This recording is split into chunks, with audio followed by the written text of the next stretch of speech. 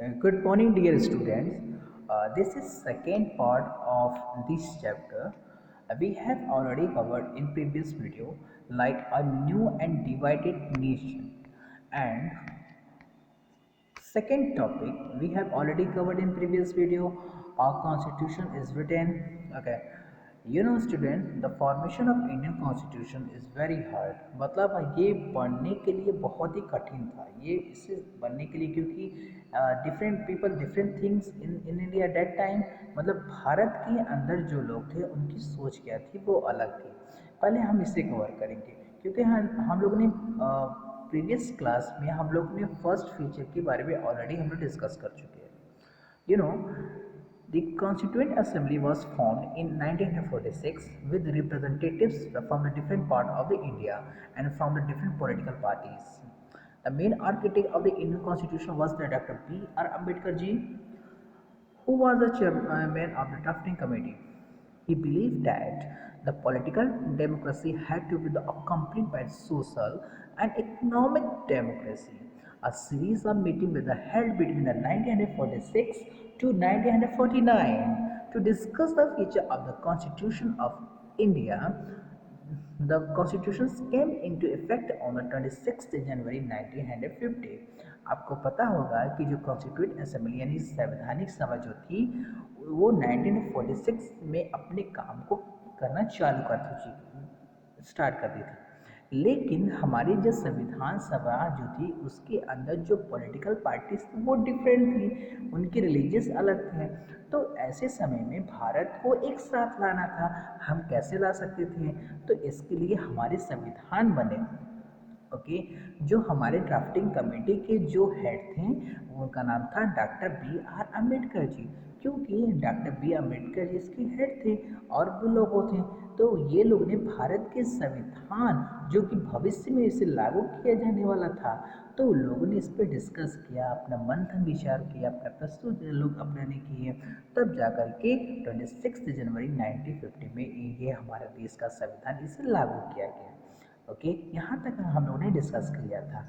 लेकिन हमने first feature में देखा था कि इट्स राइट टू वोट, मतलब जो लोग हैं उनको वोट देने का अधिकार होगा जो भारत के नागरिक होंगे। एंड राइट टू वोट का मतलब क्या हुआ कि वोट देने का सबका अधिकार होगा। वन वोट वन वैल्यू, मतलब एक वोट की एक ही वैल्यू होगी, ना कि उससे ज़्यादा। हम लोग ने प्रीवियस वीडियो में इसके बारे में ऑलरेडी डिस्कस कर लिए थे। ओके डियर स्टूडेंट्स, जैसे कि आप इस असेंबली को देखिए, ये कॉन्स्टिट्यूंट असेंबली है। ओके, अब हम लोग यहाँ पर नेक्स्ट के बारे में पढ़ेंगे, नेक्स्ट फीचर के बारे में पढ़ेंगे। Okay, a second feature of the constitution was that it granted equality before the law to all the citizens regardless of their caste और रिलीजियस। मतलब जो हमारी जो संविधान की दूसरी खासियत बहुत ही अच्छी है वो है कि इक्वलिटी बिफोर द लॉ, मतलब कानून के समक्ष क्या होंगे, सभी लोग बराबर होंगे, चाहे उनके जो भी कास्ट हो, चाहे वो किसी भी धर्म के हो, सब इक्वलिटी बिफोर द लॉ, कानून के समक्ष में क्या है, सभी बराबर है। Understood? There were the some India who wished that political system or new nation based on Hindu। मतलब कुछ लोगों का कहना था कि जो न्यू नेशन जो बना है जिसे भारत बोला गया है उसको रन करना है सिर्फ हिंदू के अकॉर्डिंग। यानी कि आपने देखा था प्रीवियस वीडियो में कैसे रिफ्यूजीज जो पाकिस्तान से कुछ लोग इंडिया में आ रहे थे और कुछ लोग इंडिया से पाकिस्तान में जा रहे थे, तो वहाँ पर एक ने कहा है कि अपने विचार प्रस्तुत किए कि नहीं ठीक है, जिस तरह पाकिस्तान रन कर रहा है, जैसे अपने लोगों को देख रहा है, उसी तरह इंडिया भी अपने लोगों को देखे। ओके, तो regardless the there the caste and religious, मतलब उन भारत के अंदर जो भी उनके भी धर्म होंगे, जो भी उनकी कास्ट होगी, सबको इक्वल बिफोर द लॉ, कानून के समक्ष सबको बराबर रखा गया था। But the new nation the best on the Hindu ideals, मतलब ये कहा गया कि जो नया राष्ट्र है वो हिंदू विचारों पे चलना चाहिए। तब क्या हुआ, and that India itself run the Hindu state, मतलब ये कहा गया कि नहीं, जो भारत होगा वो इसी हिंदू स्टेट के नाम पे ही रन होगा। मतलब यहाँ पे मेजोरिटी जो है सबसे ज़्यादा किसकी थी, मेजोरिटी तो सबसे ज़्यादा हिंदू की थी। They pointed to the example of the Pakistan, जो हिंदूज थे वो एग्जाम्पल देते पाकिस्तान के, देखिए भाई पाकिस्तान के अंदर मुस्लिम सबसे ज़्यादा हैं, तो वहाँ पे मेजोरिटी के अकॉर्डिंग उनकी गवर्नमेंट चल रही है। तो ऐसे भारत के अंदर हिंदुओं की संख्या ज़्यादा थी उस समय, तो हिंदू चाहते थे यहाँ पे हिंदू के according government chale. But Hindu ideas that the itself to run to the Hindu state, they pointed to with the example of the Pakistan, वो पाकिस्तान का example देते थे, a country they created expecting to the promote the further the interest of the particular religious community, the Muslim. However, the Prime Minister the Jawaharlal Nehru was the opinion that India could not and must be the become the Hindu and Pakistan. हम जो भारत की first prime minister थे जिनका नाम था पंडित जवाहरलाल नेहरू जी, उन्होंने अपने एक विचार प्रस्तुत की कि नहीं, भारत में बस हिंदू और पाकिस्तान नहीं चलेगा, हिंदू मुस्लिम नहीं चलेगा, बल्कि भारत के अंदर डिफरेंट पीपल डिफरेंट थिंग्स, यानी डिफरेंट रिलीजियस, यानी भारत के अंदर जो लोग हैं उनकी सिर्फ मुस्लिम ही नहीं है, ना कि सिर्फ हिंदू हैं, बल्कि भारत के अंदर कौन कौन से क्रिश्चियंस थे उस समय, पारसीस थे, जैन थे, तो सबको एक साथ लेकर के चलना था। Besides, Muslim India also had a large populations like Sikh, Christians as well as the many Parsis of Jains। मतलब भारत के अंदर सिर्फ मुस्लिम ही नहीं थे, बल्कि कौन थे, सिख थे, क्रिश्चियंस थे, जैन्स थे, इन लोगों को लेकर के साथ में चलना था। Under the new constitutions would have to the same right of the Hindus। जब संविधान बन के तैयार हो रहा था तो जो राइट हिंदूज को दी गई थी, same opportunity and rights came in seeking the job in the government and along with the private side sectors. मतलब आपको ये पता होगा कि जो हिंदुओं को जो राइट्स दी गई थी वही राइट्स किसको दी गई, सिख को दी गई, वही राइट्स क्रिश्चियंस को दी गई, वही राइट्स मुस्लिमों को दी गई, वही राइट्स पारसीस को भी दी गई। ये राइट्स क्या थे, right equality before the law, right to education, मतलब सबको एक तरह का अधिकार दिया गया था जो भारत के नागरिक होंगे। ओके, तो इसके साथ ही साथ seeking the job in the government and along with the private sector, यानी कि सबको एक नज़र से देखा गया, किसी के साथ कोई डिस्क्रिमिनेट नहीं किया गया। This is second feature of the our constitution. And third is constitution was the afford the special privileges of the poorest of the most disadvantaged। मतलब अब हमारे संविधान ने ये देखा कि जो गरीब तबके के लोग हैं, जो डिसएडवांटेज्ड लोग हैं, उनको क्या देना चाहिए, स्पेशल प्रिविलेज, यानी कि विशेषाधिकार देना चाहिए वो, क्योंकि वो भी लोग ग्रोथ कर सकें। लेकिन हमारे देश के अंदर बहुत सारी क्या चलती थी, अनटचेबिलिटी चलती थी, यानी छुआछूत भारत के अंदर बहुत ज़्यादा था। तो अब हमारी भारत की जो संविधान में थी, वो जो कॉन्स्टिट्यूएंट असेंबली थी, उन्होंने क्या किया, अब इसे हम समझते हैं। The practice of untouchability describe the slur uphold of the fair name of India was abolished।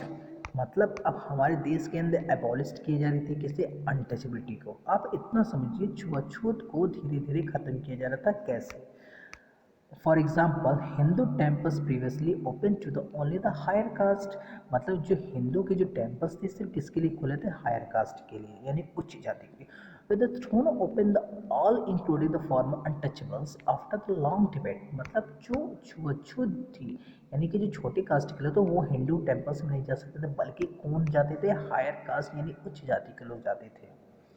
तो जो हमारी कॉन्स्टिट्यूएंट असेंबली थी वो क्या की, the constituent assembly also the recommended. मतलब जो कॉन्स्टिट्यूएंट असेंबली थी, यानी कि जो संवैधानिक सभा थी, उन्होंने यह अपने विचार प्रस्तुत किए that the certain percentage of seat in the legislature as well as the government job. कहा कि जो हमारे देश के अंदर जो छुआछूत है वो कैसे ख़त्म की जाए, ये उन्होंने अपने विचार प्रस्तुत किए। सबसे पहले जो हमारी जो संवैधानिक सभा थी, उन्होंने क्या किया, जो छोटे कास्ट के लोग थे वो सर्टेन परसेंटेज देने लगे, उनको सीट उनकी रिजर्व कर दी गई। कहाँ पर, legislature as well as the government job. इनकी सीट को रिजर्व कर दिया गया, कहाँ पर, गवर्नमेंट जॉब में और लेजिस्लेचर में। सब विधानसभाओं में और सरकारी नौकरियों में इनकी सीट को रिजर्व कर दी फॉर द लोअर कास्ट के लिए। Okay, it had been argued the sum that untouchable or as they the were known as the Harijan, इनको किस शब्द के नाम से बुलाया गया था? Harijan, it's mean the children of god. मतलब ये क्या है? चिल्ड्रन ऑफ गॉड का मतलब होता है कि ये हरिजन शब्द महात्मा गांधी जी ने यूज़ किया था। हरिजन शब्द का मतलब ये होता है कि ये भगवान के बच्चे, इसलिए इन्हें हरिजन कहा गया। Candidates did not have the good enough for the grades and into the great prestigious Indian administrative services. मतलब ये था कि कुछ लोगों ने कहा कि ये जो हरिजन जो लोग हैं ये प्रेस्टिजियस जॉब मानी कि उच्च जो नौकरी होती है लाइक इंडियन एडमिनिस्ट्रेटिव सर्विस जो है ये इनके लिए नहीं बने हुए क्योंकि ये काफ़ी प्रेस्टिजियस जॉब है, मतलब बहुत ही उच्च है। क्योंकि अब पहले गवर्नमेंट जॉब में ये कहा कि किनके सीट को क्या कर देगा, रिजर्व कर दिया जाएगा। तो इंडियन एडमिनिस्ट्रेटिव सर्विस जो है ये किसके थ्रू आती है? ये अभी तो गवर्नमेंट के अंडर में तो ही आता है। तो कुछ लोगों का मानना था कि ये क्या है, प्रेस्टिजियस जॉब है, ठीक है, understood. But as one member of the constituent assembly H J Khandekar, मतलब एक लोग थे जिनका नाम क्या था, एच जे खांडेकर जी थे। उन्होंने आर्ग्यूड किया, मतलब उन्होंने कहा कि it was the upper caste who were the responsible for the Harijan being unfit today। मतलब उन्होंने कहा कि जो हरिजन आज के समय में जो अनफिट है उनको अनफिट करने का रिस्पॉन्सिबल, इनके जिम्मेदार कौन है? वो हैं अपर कास्ट के लोग। ओके, तो खांडेकर जी यहाँ पर अपने आर्गुमेंट देते हैं, इसे हम लोग पढ़ते हैं। We were the suppressed for thousands of years. You engaged us in your service to serve your own needs and suppressed us to such an extent that neither our minds nor our bodies or nor even the hearts were nor are we are the able to march forward। मतलब जो H J Khandekar ने statement दिया, उन्होंने कहा है कि आज कई हजारों साल से हमें सप्रेस्ड किया गया, कई हजारों साल से हमें दबाया गया, हमें आगे बढ़ने का मौका नहीं मिला, जिसकी वजह से ना हमारे बॉडीज अच्छे तरीके से ग्रोथ कर पाई, ना हमारी माइंड्स, यहाँ तक हम इतने दबते चले गए कि हमें आगे बढ़ने का मौका ही नहीं मिला। तो ये एच जे खांडेकर के क्या थे, ये स्टेटमेंट है। And along with the former the untouchables the Adivasis. अब हम लोग यहाँ पे आदिवासीज के बारे में पढ़ेंगे। अभी तक हम लोगों ने हरिजन के बारे में पढ़ा, हरिजन्स कौन थे, अब हम लोग यहाँ पे आदिवासीज के बारे में पढ़ेंगे। Adivasi the scheduled tribe were the also the granted the reservation the seat and the job. इनकी सीट और जॉब को भी क्या कर दिया गया, रिजर्व कर दिया गया। Like the scheduled caste in these Indians to be the head that deprived and that discriminated against. The tribals had been the deprived the modern health and care the education while they the land the forest and had been taken away from the more powerful outsiders। आपको पता होगा जो आदिवासी होते थे इनका मुख्य मकसद क्या होता था, ये जंगलों में रहते थे, ये बहुत ही बैकवर्ड होते थे, लेकिन जो हमारी संविधान सभा थी इनको भी कुछ सीटें और इनके लिए भी कुछ सीटें एजुकेशन के फील्ड में और गवर्नमेंट के फील्ड में इनकी सीट को भी रिजर्व कर दिया गया था। And next is here we will discuss about center and state relations. Arguments with the rise and against the strong center. Some favor the strong center for the proper planning and execution and the large country like India. Others argue the greater autonomy in the provinces. The constituents settle the issues after the great deal that deliberations of the providing three lists of the subject as known as the union list, state list and concurrent list। अब हम देखेंगे जो हमारी संविधान जो थी, जो power थी, वो पावर को कैसे डिवाइड किया जाए, इस पे कुछ लोगों का आर्गुमेंट था, वो हम लोग समझते हैं।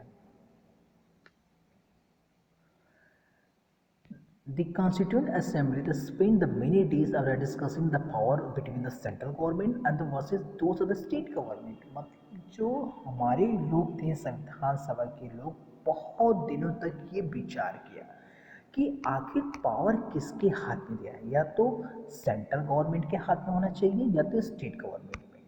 सब member thought the central interest should be the foremost, मतलब क्या उन्होंने कहा कि ऐसा है जो सेंट्रल में जो होगी पावर वो भारत के लिए अच्छा काम करेगी। लेकिन कुछ लोग इसके अगेंस्ट भी खड़े थे, उनका क्या कहना था ये देखते हैं। Only the strong center it was the argued would the positions think the plan for well-being the country as well the whole nation। मतलब ये उन्होंने कहा है कि ऐसा है कि जो हमारी जो सेंट्रल गवर्नमेंट है वो अच्छी तरीके से रन करेगी और उसी को ही ये राइट दिया जाए देश को चलाने के लिए। But some member the from the greater autonomy the freedom, मतलब उन्होंने कहा है कि नहीं, उनका विश्वास है कि सेंट्रल को तो चलो ठीक है पावर है, लेकिन कुछ पावर स्टेट को भी होना चाहिए। इस पे लोगों के बीच में बहुत परेशानियां हो रही थी। तब हमारी संविधान सभा ने कुछ इसके प्रॉब्लम को सॉल्व किया। वो कैसे किया इसे हम देखते हैं। The initially the responsibility for the well being the people of the provinces should rest the provincial governments, मतलब ये कहा गया कि ठीक है ऐसा है पावर जो होगा वो सेंट्रल के पास भी होगा और किसके पास होगा, स्टेट के भी पास होगा। The Constitution sought to balance this competing the claims by the providing free list। अब हमारी जो संविधान सभा थी, यानी कि ये संविधान सभा थी, उन्होंने एक ऐसी बनाई कि कोई परेशानी ना हो।